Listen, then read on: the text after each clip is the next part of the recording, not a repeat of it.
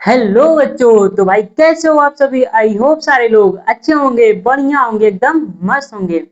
स्वागत है आप सभी का द रोशन स्टडी हब में। आज हम कक्षा 10 गणित का तीसरा चैप्टर को शुरू करने जा रहे हैं और हम इस चैप्टर को बिल्कुल ही बेसिक से एकदम जीरो लेवल से पढ़ेंगे, ताकि कमजोर से कमजोर छात्र को भी यह चैप्टर बहुत ही आसान भाषा में और बहुत ही आसानी से समझ आ सके। और चूंकि हमने पिछली कक्षा में पढ़ रखा है, कक्षा 9 में पढ़ चुके हैं दो चरों में रैखिक समीकरण, दो चरों में रैखिक समीकरण। ठीक है, और यही चैप्टर क्या है, कक्षा 10 में पढ़ना है। कक्षा 9 में भी हम इसके बेसिक के बारे में जान चुके हैं और कक्षा 10 में फिर से वही चैप्टर रिपीट हो रहा है और मैक्सिमम टॉपिक उससे रिलेटेड रहेगा और इसमें कुछ क्वेश्चंस एक्स्ट्रास रहेंगे जो कि हमारे बोर्ड एग्जाम में पूछे जाते हैं। तो यह टॉपिक या यह चैप्टर बोले तो बहुत ही इंपॉर्टेंट होने वाला है बोर्ड एग्जाम्स को लेकर, क्योंकि इस चैप्टर से कम 4 से 6, कभी कभी 7 नंबर तक का भी क्वेश्चंस इस चैप्टर से आते ही आते हैं। तो इसलिए यह चैप्टर्स हमारे जितने भी बोर्ड एग्जाम देने वाले भाई हैं उन सभी लोगों के लिए बहुत ही इम्पोर्टेंट है। तो हम यह आशा करते हैं कि आप सभी लोग इस चैप्टर्स को बहुत ही ध्यान से और अच्छे से प्रैक्टिस करेंगे। ठीक है, और इसको ध्यान से पढ़ेंगे। ओके, तो चलिए बिना समय बर्बाद किए शुरू करते हैं आज का टॉपिक। तो इस चैप्टर्स में हम क्या क्या पढ़ने वाले हैं उसे पहले देख लेते हैं। तो पहला चीज हमारे पास है दो चरों में दो चरों में रैखिक समीकरण। पहला टॉपिक ही है कि हमें इसमें पढ़ना है दो चरों में रैखिक समीकरण। ठीक है, सेकेंड इसमें आता है ग्राफी विधि, ग्राफीय विधि। ठीक है, थर्ड है इसमें हम लोग समीकरण हल करना जानेंगे प्रतिस्थापन विधि से, प्रतिस्थापन विधि से। ठीक है, चौथा है विलोपन विधि से।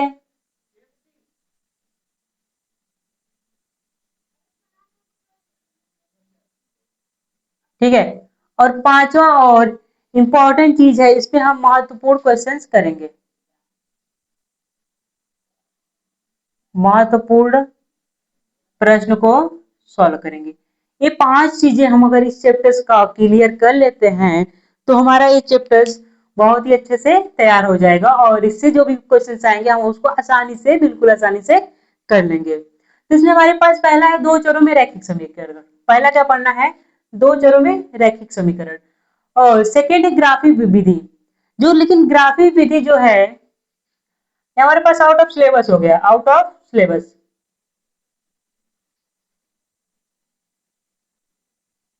ठीक है, आउट ऑफ सिलेबस मतलब कि ग्राफी विधि कहीं कहीं क्या है कि इतना नहीं पूछा जाता है या इतना इंपॉर्टेंट नहीं है। इंपॉर्टेंट हमारे पास है प्रतिस्थापन विधि है और एक है विलोपन विधि।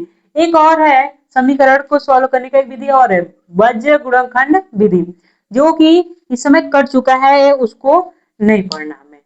ठीक है, और ये सब पढ़ने के बाद लास्ट हमारे पास जो पांचवा टॉपिक है और बहुत ही महत्वपूर्ण टॉपिक है, इस पर हम ठीक है बहुत ही क्वेश्चन सॉल्व करेंगे जो कि पिछले ईयर्स एग्जाम्स में पूछे गए होंगे। ठीक है, हम चैप्टर्स का क्वेश्चन तो करेंगे ही करेंगे, उसके साथ साथ जो भी क्वेश्चन एग्जाम में पूछे गए हैं उसे सॉल्व करेंगे, ताकि हमारी प्रैक्टिस क्या है अभी से अगर स्टार्ट रहेगी तो हम क्या करेंगे बोर्ड एग्जाम्स में नंबर अच्छा स्कोर कर सकेंगे। ठीक है, तो आप सभी से आशा करते हैं कि इस पूरे चैप्टर्स को बहुत ही ध्यान से पढ़ेंगे। ठीक है, तो चलिए पहला हम देखते हैं दो चरों में रैखिक समीकरण। पहला हमारे पास है, पहला टॉपिक है दो चरों में दो चरों में रैखिक समीकरण, दो चरों में रैखिक समीकरण। ठीक है, दो चरों में रैखिक समीकरण। हम दो चरों में रैखिक समीकरण जानने से पहले हमको यह पता होना चाहिए कि समीकरण क्या होता है। ठीक है, समीकरण क्या होता है। तो समीकरण जानने के लिए अभी हमने जस्ट इसके पहले वाले चैप्टर्स में बहुपद पढ़ा है। ठीक है, हम लोग बहुपद को अच्छे तरह से पढ़ा है। मेन रूप से हम लोग उसमें द्विघात बहुपद के बारे में भी ज्यादा पढ़ा है। तो उस टाइप का होता है, जैसे मान लो कि हमारे पास, ठीक है, 2x² प्लस 5x प्लस 3। ठीक है, यह एक बीजी व्यंजक है। ठीक है, हमारे पास 2x² प्लस 5x प्लस 3 क्या है, एक बीजी व्यंजक है। और बोल सके तो यह एक क्या है, बहुपद है।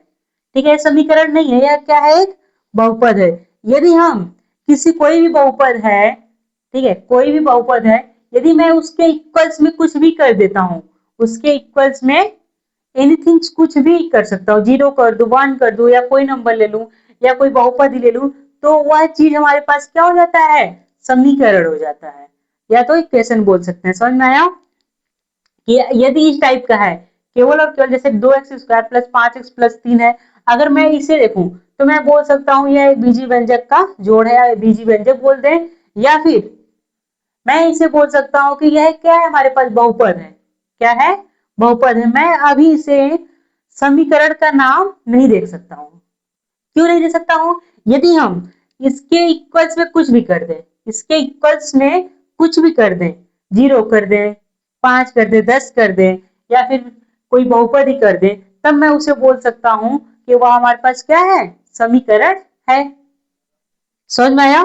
जैसे ये हमारे पास बहुपद है, मान लो इसके इक्वल्स क्या है, इक्वल्स, इक्वल्स में हम कुछ भी लिख दे, जैसे मान लो 0, तो क्या हो गया, समीकरण हो गया। आए समझ में। जैसे मान लो कि हमारे पास 3x² प्लस 5x प्लस 2 है, इक्वल्स हम 2x प्लस 4 कर दिए, तो ये भी क्या हो जाएगा हमारे पास, समीकरण। देखिए, समीकरण का मतलब, समीकरण में एक चीज, दाया पक्ष, दाया पक्ष इक्वल्स बाया पक्ष, बाया पक्ष। ठीक है, LHS और RHS। ठीक है, यदि अब देखो कोई भी समीकरण है, कोई भी समीकरण है, एवरीथिंग, कोई भी समीकरण हमारे पास है, तो समीकरण में दो चीज तो होना तय है, एक दाया पक्ष, एक बाया पक्ष। ठीक है, यदि इक्वल्स के इस साइड और इक्वल्स के उस साइड कोई भी नंबर हमारे पास है, तो हमारे पास समीकरण का रूप होगा। ठीक है, तो अब हम देखें, पहले तो हमारे पास अगर इक्वल्स इधर कुछ नहीं था, तो हमारे पास 2x² प्लस 5x प्लस 3 था, जो कि एक बहुपद था। ठीक है, बहुपद था, लेकिन मैंने क्या किया, इक्वल्स के लगाने के बाद इसे 0 कर दिया, या और भी कुछ नंबर्स ले सकते हैं, तो हमारे पास वह क्या हो जाएगा, समीकरण हो जाएगा। आई होप सारे लोगों को समीकरण क्या होता है पता हो गया होगा। ठीक है, तो समीकरण में दायां पक्ष और बायां पक्ष दोनों होता है। तो चलिए इसमें कुछ, जैसे हमारे पास है 2x² प्लस 5x प्लस 3। ठीक है, और एग्जांपल्स हम लेते हैं, जैसे हमारे पास है 1/4 x की घात 4, 1/2 x की घात 4 प्लस है 3x plus 7 plus 3x plus 7। अगला हमारे पास है जैसे 2x² plus y plus 4 equal 0। ठीक है, अगला है 3/2x माइनस 7 बराबर हमारे पास है x। अगला अगला देखते हैं, तो -√2u, क्या है, u है, प्लस 3v माइनस 7 इक्वल्स में हमारे पास है 0। अगला है कि हमारे पास है 3/2x, 3/2x, ठीक है, प्लस 4y माइनस 6 इक्वल्स है हमारे पास 0, ठीक है, इक्वल्स क्या है हमारे पास 0। अब देखिए हमारे पास ढेर सारे एग्जांपल्स है, हमें इसमें देखना है कि कौन सा दो चर का है कौन सा नहीं है, ठीक है। तो मैं अगर देखता हूं तो इसमें क्या है, अगर इस फर्स्ट वाले में देखें तो इसमें x है और x है, केवल और केवल कितने चर हैं, एक चर है, केवल और केवल कितने चर हैं, एक चर है, तो मैं इसे बोल दूंगा एक चर वाले, ठीक है, एक इक्वल्स, एक मिनट, इक्वल्स 0 कर दो, तो मैं बोलूंगा एक चर वाला समीकरण, एक चर वाले, एक चर वाले समीकरण बोल सकते होंगे, ठीक है। अगर मैं इसको इक्वल 0 हो तो यहाँ पे देखो चर x है, तो कितनी बार आया है चर उससे नहीं मतलब, बस देखना है कौन सा है, जैसे x है तो केवल और केवल x है, तो ये क्या होगा, एक चर वाला होगा, क्या होगा, एक चर वाला या एक चर वाली समीकरण होगा, एक चर वाली, ठीक है। अब इसमें देखिए तो हम देख रहे हैं x भी है और y भी है, x भी है और y भी है, ठीक है, एक चर x हो गया और एक y हो गया, दो चर हो गए, तो हम इसे बोल सकते हैं कि दो चर वाली है, दो चर वाली, कितने चर वाली है, दो चर वाली, ठीक है। इसी तरह इसको अगर देखेंगे तो एक भी चर यहाँ है और एक चर क्या है यहाँ पे x है ना, केवल और केवल x है, LHS और RHS दोनों में x है, तो मैं इसे बोलूंगा क्या है, यह एक चर वाली है, कितने चर वाली है, एक चर वाली, ठीक है। इसी तरह अगर इसमें देखें तो देखो इसमें क्या एक चर u है, एक चर v है, एक चर क्या है r है, तो मैं इसे बोल सकता हूँ क्या, यह जो है कि तीन चर वाली है, तीन चर वाली है, ठीक है। अगर मैं इसको देखूं तो इसमें क्या है, एक चर यहाँ पे है, एक चर यहाँ पे, तो क्या होगा, दो चर वाली, ठीक है। मतलब मैं बोल सकता हूँ कि जैसे अगर इसमें अलग अलग वेरिएबल्स हैं, जैसे एक वेरिएबल दो वेरिएबल एक साथ है या दो चर एक साथ हो, तो दो चर वाला अगर केवल और केवल जैसे x है इस सब में, तो उस टाइप का जो भी हमारे पास इक्वेशन होगा वह एक चर वाला होगा, ठीक है। इतना समझ में आया।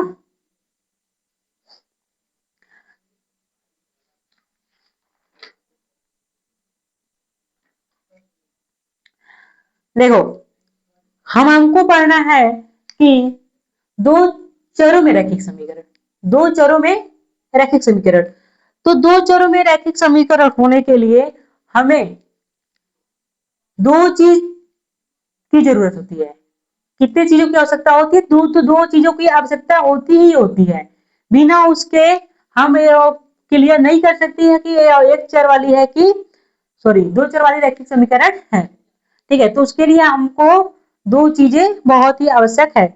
चलिए फिर देखते हैं कौन कौन सी चीजें। तो अगर मैं इसमें देखूं, पहले तो उसमें दो चर होने चाहिए, क्या होना चाहिए, पहले उसमें क्या होना चाहिए, दो चर होने चाहिए। अगर जैसे इसमें देखूं तो इसमें एक चर है तो ये दो चर में रैखिक समीकरण नहीं होगा, ठीक है। इसमें भी एक चर है तो ये दो चर में रैखिक समीकरण नहीं होगा, इसमें भी क्या है, दो चर है, दो चर तो है ठीक है, दो चर मिल गया, लेकिन यार रैखिक, रैखिक समीकरण, रैखिक का मतलब होता है कि जिसका घात क्या हो, एक हो, जिसका घात क्या हो, एक हो, एक और एक हो, ठीक है। जैसे अगर मैं देखूं यहाँ दो चर वाली है, दो चर वाली है, लेकिन इसका घात तो एक है ठीक है, लेकिन इसका घात क्या है, दो है, जब घात दो है तो क्या होगा, एक चर वाला रैखिक समीकरण नहीं होगा, क्लियर है। यहाँ पे एक चर वाले तो ये भी तो हो गई नहीं, दो चर में तीन चर वाले ये भी हो गई नहीं, यहाँ क्या दो चर वाला है ना। अब देखो यहाँ दो चर वाला है, इसमें देख रहे हैं तो इसका घात भी एक है और इसका घात भी क्या है, एक है, तो मैं यह बोल दूंगा ये जो हमारे पास इक्वेशन है या समीकरण है, यह दो चर वाली रैखिक समीकरण है, समझ में आया। देखो दो चर वाली रैखिक समीकरण क्या होता है, जैसे हमारे पास कोई चीज समीकरण है जो कोई a1 है ax, ठीक है, बाई A1 ए एक्स लोगे, a x plus b y plus c equals क्या है 0। ठीक है, कोई भी हमारे पास इक्वेशन है जो कि a x plus b y plus c equals क्या हो 0 हो, अगर इस टाइप का हमारे पास कोई भी इक्वेशंस आता है तो मैं उसे बोलूंगा कि वह क्या है, दो चरों वाली रैखिक समीकरण है। यहाँ देखो, जहां जहां ए व बी ए व बी एक साथ शून्य नहीं हो सकते, एक साथ शून्य, एक साथ शून्य, सॉरी, जहां ए व बी एक साथ शून्य नहीं हो सकते हैं,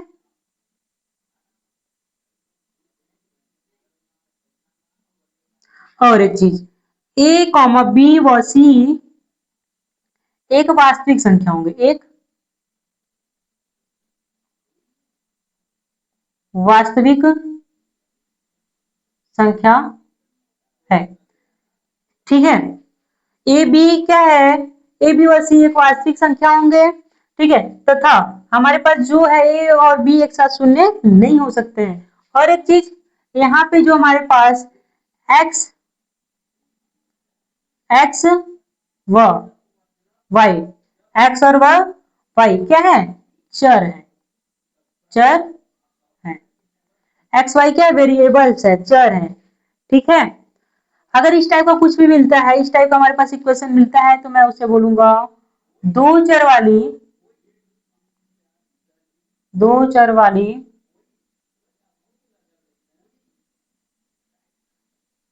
रैखिक समीकरण होगी।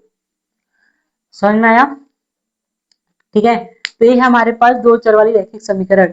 दो चर वाली रैखिक समीकरण में हमेशा हमें दो चीज, ठीक है, मेन रूप से दो चीज की आवश्यकता होती है। पहला है कि उसका घात, या पहले तो उसमें दो चर होना चाहिए, जैसे एक्स और वाई है, दो चर है ना। ठीक है, और दूसरी चीज उसकी घात वन, जैसे यहाँ पर अगर देखें हैं तो इसका घात भी कितना है, वन है, उसका घात भी क्या है, वन है। मतलब कि पहले तो उसमें दो चर होने चाहिए, और वह क्या होगा कि उसका जो दोनों चर हैं उसका घात क्या हो, वन हो, रैखिक तभी होगा। समझ में आया? आई होप सारे लोगों को दो चर वाले रैखिक समीकरण के बारे में अच्छे से पता हो गया होगा। और हाँ, यदि किसी को भी कुछ नहीं समझ में आ रहा है तो वो कमेंट कर सकता है। ठीक है,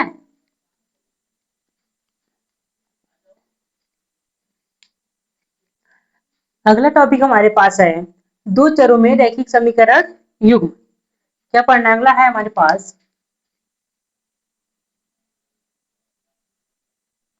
दो चरों में, दो चरों में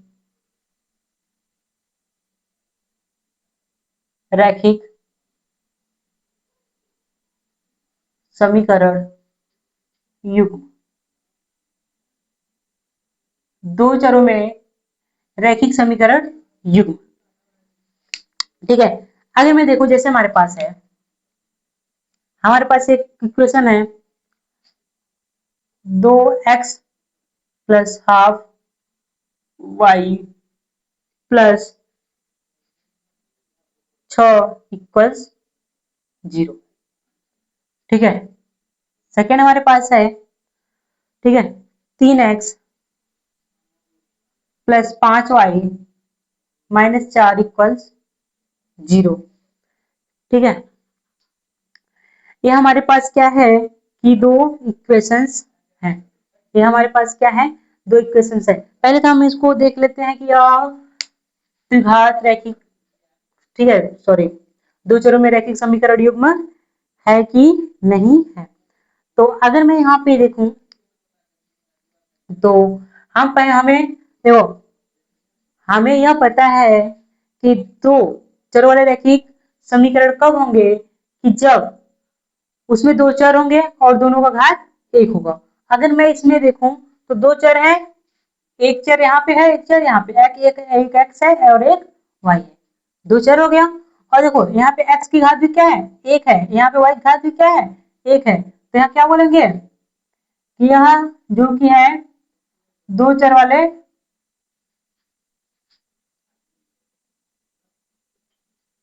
रैखिक समीकरण युग्म है।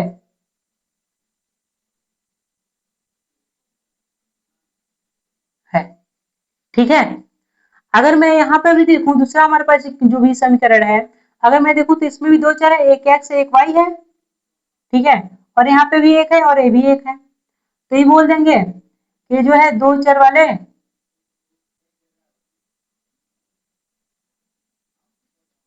रैखिक रैखिक समीकरण युग्म है।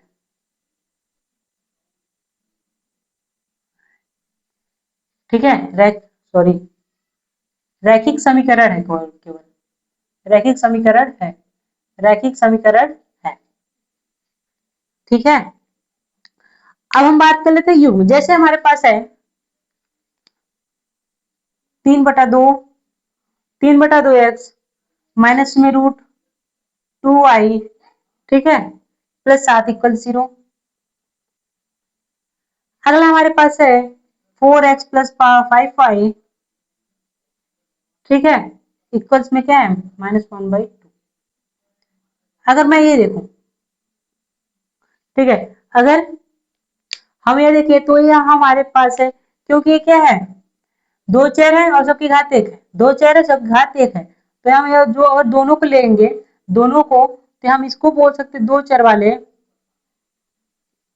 दो चर वाले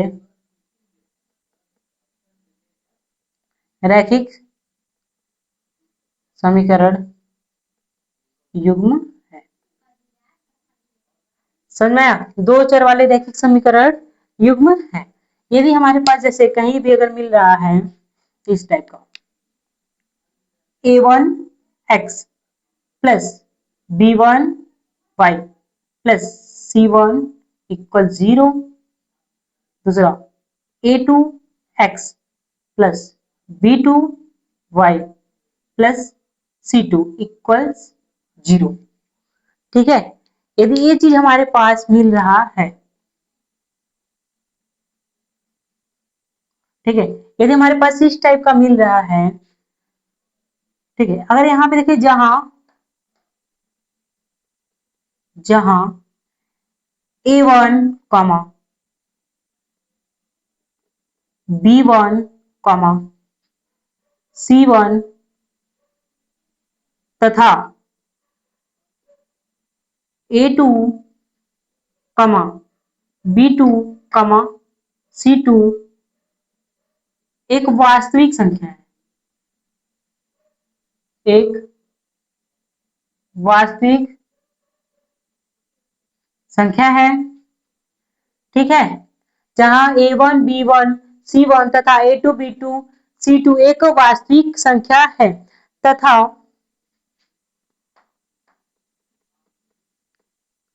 a1 व b1 एक साथ साथ और a2 व b2 एक साथ, a2 व b2 एक साथ शून्य नहीं है, एक साथ शून्य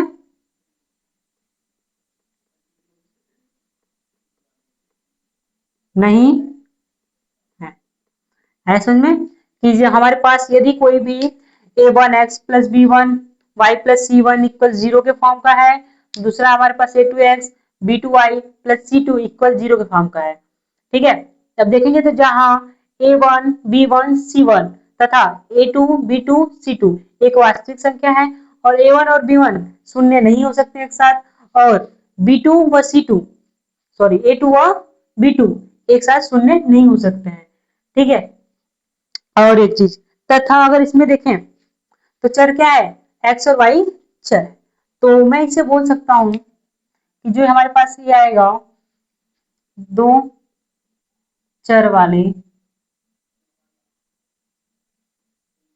वाली रैखिक समीकरण युग। दो चर वाली रैखिक समीकरण युग। ठीक है, आप सभी को अच्छे से समझ में आ गया होगा कि दो चर वाले रैखिक समीकरण क्या होते हैं और दो चर वाले रैखिक समीकरण युग्म क्या होते हैं। और ये बहुत ही इंपॉर्टेंट है क्योंकि मैं इसी रैखिक समीकरण युग्म का हम लोग प्रतिस्थापन विधि, विलोपन विधि से हल करना सीखेंगे, जो कि एग्जाम्स में इससे क्या इस पे क्वेश्चंस पूछे जाते हैं। ठीक है, तो चलिए इस पे हम लोग एक आध दो क्वेश्चंस प्रैक्टिस कर लेते हैं कि क्वेश्चन किस टाइप से पूछे जाते हैं। ओके, रैखिक समीकरण पे इस टाइप के क्वेश्चंस पूछे जाते हैं जो कि केवल इसमें बोला जाता है कि इसका हमको बीजगणितीय रूप में व्यक्त कीजिए। इससे क्या होता है कि बस बीजगणितीय रूप में व्यक्त करना होता है। कहीं कहीं इसको आता है कि इसे आलेखी या बोले तो ग्राफी विधि से सॉल्व कीजिए, जो कि ग्राफी विधि का लगभग लगभग क्या ये जो सिलेबस से हट चुका है, जो ग्राफ विधि था हमारे पास सिलेबस से हट चुका है। तो बस अब हमको जो इस क्वेश्चंस को करना है तो केवल इसका बीजगणितीय रूप में व्यक्त करना है। तो चलिए पहला क्वेश्चन हमारे पास है।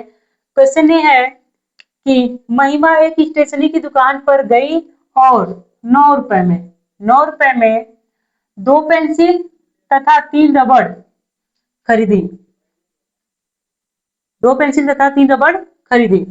उसकी सहेली वंशिका ने महिमा के पास नई नई तरह की पेंसिल और रबड़ देखी और उसने भी 18 रुपए में, कितने रुपए में, 18 रुपए में 4 पेंसिल तथा 6 रबड़ उसी भाव में खरीदी।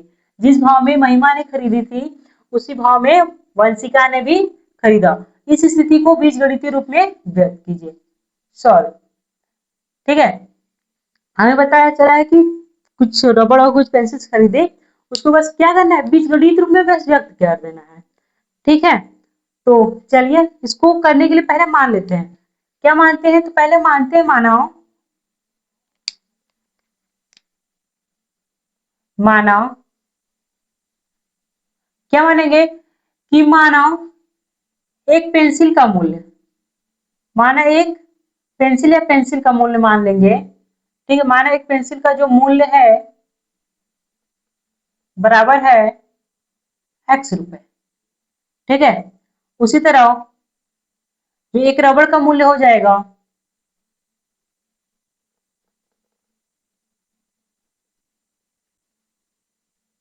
कितना हो जाएगा, y रुपए। ठीक है, अगर हम मान लिए एक पेंसिल का मूल्य x रुपए और एक रबड़ का मूल्य y रुपए। ठीक है, तो जो महिमा ने खरीदा था, कौन, महिमा ने, तो महिमा का जो इक्वेशन बनेगा किस तरह बनेगा कि दो पेंसिल खरीदती है। ठीक है, दो पेंसिल एक पेंसिल x रुपए का है तो दो पेंसिल 2x रुपए का हो जाएगा। ठीक है, प्लस और 3 रबड़, एक रबड़ का मूल्य y रुपए है तो 3 रबड़ का मूल्य 3y रुपए, इक्वल टोटल दोनों मिलाकर कितना पैसा दिए, 9 रुपए। कितना दिए, 9 रुपए। तो एक बीजगणितीय या एक बोले तो इक्वेशन ये हमारी एक समीकरण यहां से हो गया। ठीक है, और वंशिका का अगर देखें, वंशिका का, ठीक है, वंशिका वंशिका क्या कर रही है कि 4 पेंसिल खरीदती है। 4 पेंसिल मतलब एक पेंसिल x रुपए, 4 पेंसिल 4x रुपए का, मतलब 4 का गुणा x में हो जाएगा। ठीक है, फिर प्लस देखो एक रबड़ कितने रुपए का है, y रुपए, तो 6 रबड़ 6y रुपए का होगा, बराबर में टोटल पैसा पेमेंट करें कितना, 18 रुपए। ठीक है, दूसरा समीकरण ये हो जाएगा, ये हो गया इसका आंसर। समझ में आया, यदि इस टाइप का आएगा तो बस हम उसको बीजगणितीय बनाकर छोड़ देंगे, इसको सॉल्व नहीं करना है। ठीक, अगला क्वेश्चन हमारे पास है कि कक्षा 10 के 10 विद्यार्थियों ने एक गणित की पहली प्रतियोगिता में भाग लिया। ठीक है, के 10 विद्यार्थी हैं, 10 के कितने विद्यार्थी हैं, 10 विद्यार्थी हैं जो कि एक प्रतियोगिता में भाग लेते हैं, जो कि एक गणित की पहली प्रतियोगिता है उसमें भाग लेते हैं।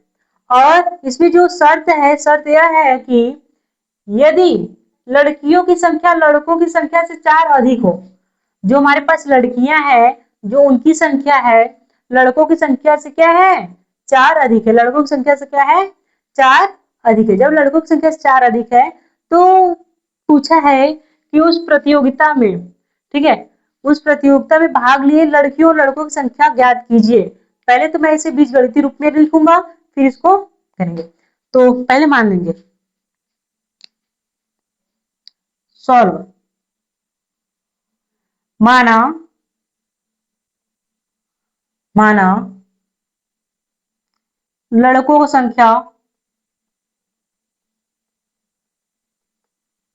संख्या x है और लड़कियों की संख्या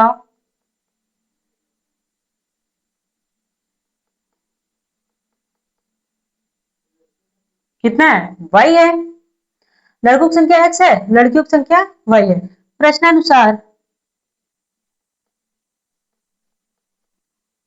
देखो इसमें बोल रहा है कि कक्षा 10 के 10 विद्यार्थियों ने एक गणित की पहेली प्रतियोगिता में भाग लिया। लड़कियों की संख्या क्या है, लड़कों की संख्या से 4 अधिक हो। फर्स्ट हो तो हमें मिल रहा है कक्षा 10 के 10 विद्यार्थियों। कितने विद्यार्थी 10 विद्यार्थी। जब हमारे पास कक्षा 10 के 10 विद्यार्थी हैं तो उसमें क्या होगा लड़की भी होंगे और लड़के भी होंगे। ठीक है, जैसे कि 10 विद्यार्थी, अगर कक्षा 10 के 10 विद्यार्थी हैं तो उसमें विद्यार्थियों में क्या लड़के भी आ जाएंगे और लड़कियां भी आ जाएंगी। तो हम यह बोल सकते हैं कि जो हमारे पास x प्लस देखो लड़के और प्लस लड़कियां दोनों मिलाकर कितने हैं 10 है। पहला तो हमारे पास दोनों मिलाकर कितने हैं।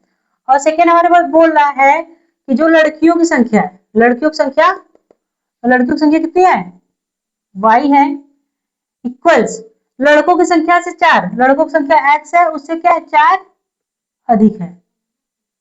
ठीक है, उससे क्या है सॉरी उससे क्या है 4 अधिक है। ठीक है, अगर मैं यहाँ पे देखूं y बराबर क्या मिल गया x प्लस 4, ये क्या है लड़कियों की संख्या। ठीक है, जब लड़कियों की संख्या पता चल गया तो लड़कों की संख्या हम रख कर निकाल लेंगे। अगर इसको मैं हल करूंगा यहाँ से, ठीक है, इसको मैं समीकरण 1 मान ले, इसको समीकरण 2, यहाँ से बोलने के बाद डायरेक्ट देखो इसको पहले सॉल्व करना नहीं होता, लेकिन इसमें सॉल्व करने के लिए बोल दिया तो हम सॉल्व कर दे रहे हैं। ठीक है, तो समीकरण 2 का मान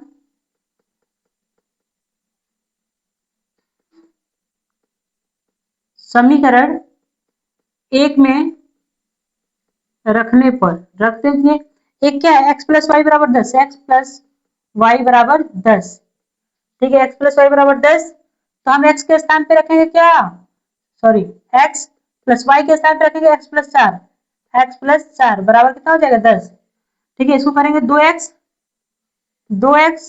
प्लस 4 बराबर हमारे पास कितना हो जाएगा 10।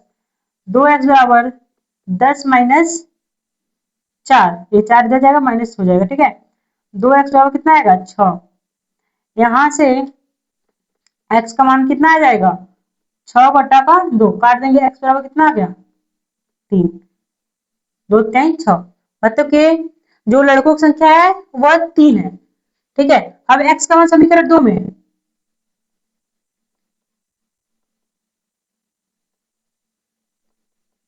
2 में रखेंगे तो y बराबर हमारे पास हो जाएगा 3 प्लस 4 बराबर y बराबर 7।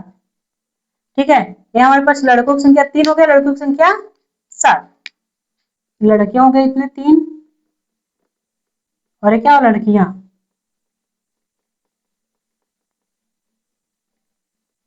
ठीक है, समझ में आया, आई होप सारे लोगों को अच्छे से समझ में आ गया होगा। ठीक है, आज का टॉपिक, और हम कल इस पे आगे पढ़ेंगे। इस टॉपिक से रिलेटेड जो भी हमको आलेख बनाना होता है अगले टॉपिक में पढ़ेंगे। तो अगला भी टॉपिक महत्वपूर्ण होने वाला है और वहां से भी इंपॉर्टेंट क्वेश्चंस पूछे जाते हैं। सो यदि आप सभी को वीडियो पसंद आए तो चैनल को लाइक और सब्सक्राइब करें और अपने दोस्तों तक शेयर जरूर करें। Thanks for watching my video. मिलते हैं अगले टॉपिक्स।